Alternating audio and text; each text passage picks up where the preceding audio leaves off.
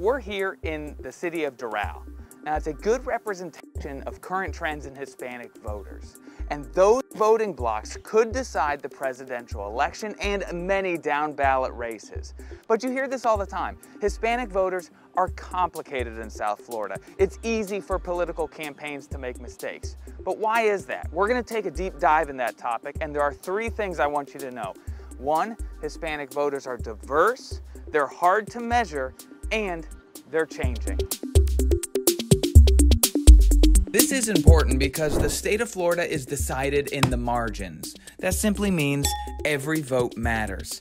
More than 20% of the vote statewide is Hispanic. In 2020, these communities have received a bunch of attention, from headlines detailing Democrat worries in this community, to President Trump showing up to South Florida again and again, and to political caravans rolling through different neighborhoods. To get more on this topic, I spoke with Professor Eduardo Gamarra, professor at Florida International University, where he heads the Latino Public Opinion Forum. You know how Biden got himself into trouble by simply saying that Hispanics are diverse. Well, they are.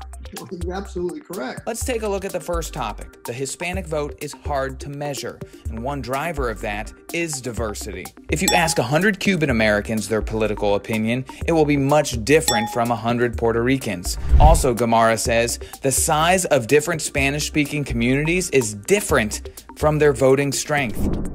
You have the total population of a group, but then you have a smaller subgroup who are citizens. And then you have a smaller subgroup of people who can vote, and then you have an even smaller subgroup of people who do vote. And many times, the influence of those subgroups are overemphasized. Take, for instance, Gamarra, who's Bolivian.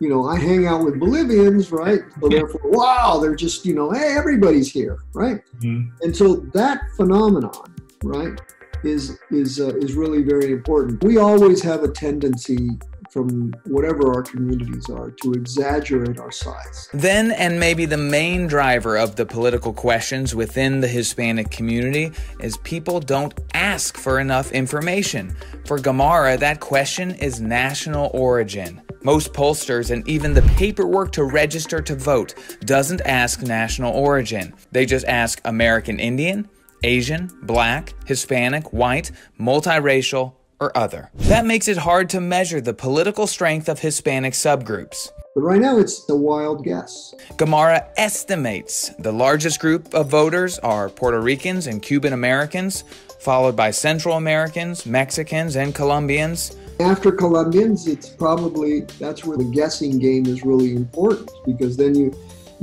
Venezuelans believe that they're next, but maybe it's Caribbeans, maybe it's Dominicans who are next. When we talk about how the Hispanic community is changing, let's come back here to Doral, or Doralzuela as sometimes it's called, because of the history of the Venezuelan American community here. President Trump has visited specifically here, and Republicans have put in a lot of effort here. One would think it's a Republican stronghold.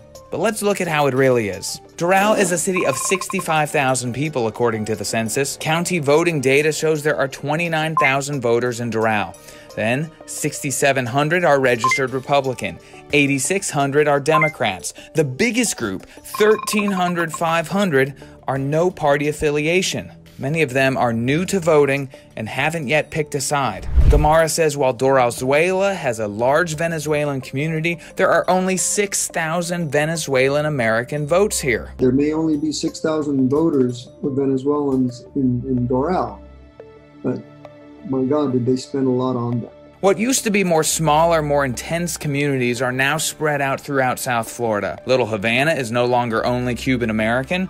Doralzuela is not just Venezuelan American. Instead, Hispanic voters are spread out throughout West Miami-Dade and South Florida. So again, why is all this important? Well, how President Donald Trump and Joe Biden talk to these communities will decide the fate of the presidential election. Now, Professor Gamarra just did a poll asking that all-important question of national origin. We have more information on that on our website. I'm Phil Prazen, and this is The Breakdown.